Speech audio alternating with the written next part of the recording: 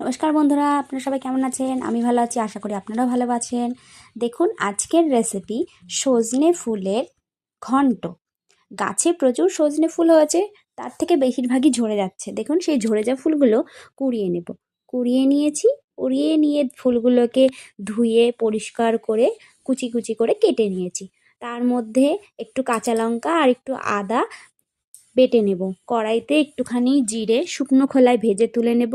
তারপর কড়াইতে তেল দিয়ে আদা আর লঙ্কার পেস্টটা দিয়ে একটু কষিয়ে নেব। তারপর কুচানো সজনে ফুলগুলো দিয়ে দেব। দিয়ে ভালো করে নেড়ে চেড়ে নেব। তার মধ্যে দেবো স্বাদ মতো লবণ, পরিমাণ মতো হলুদের গুঁড়ো দিয়ে আরও কিছুক্ষণ ভালো করে নেড়ে চেড়ে নেব। সজনে ফুলে কিন্তু অনেক উপকার বন্ধুরা।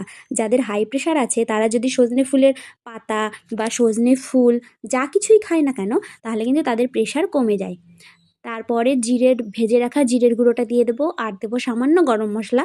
নামানোর আগে থেকে ভেজে রাখা চিংড়ি মাছ দিয়ে নামিয়ে নেব। তাহলেই সজনে ফুলের ঘন্ট রেডি। এটা কিন্তু খেতে খুবই সুস্বাদু। আপনারা বাড়িতে অবশ্যই একবার বানিয়ে দেখবেন। আর হ্যাঁ বন্ধুরা, যারা আমার চ্যানেলকে এখনও সাবস্ক্রাইব করেননি তারা প্লিজ আমার চ্যানেলকে সাবস্ক্রাইব করে দেবেন। ওকে বন্ধুরা, আর বাড়িতে বানিয়ে গরম গরম ভাতের সঙ্গে খেয়ে দেখবেন, খুব ভালো লাগবে। ওকে, থ্যাংক ইউ।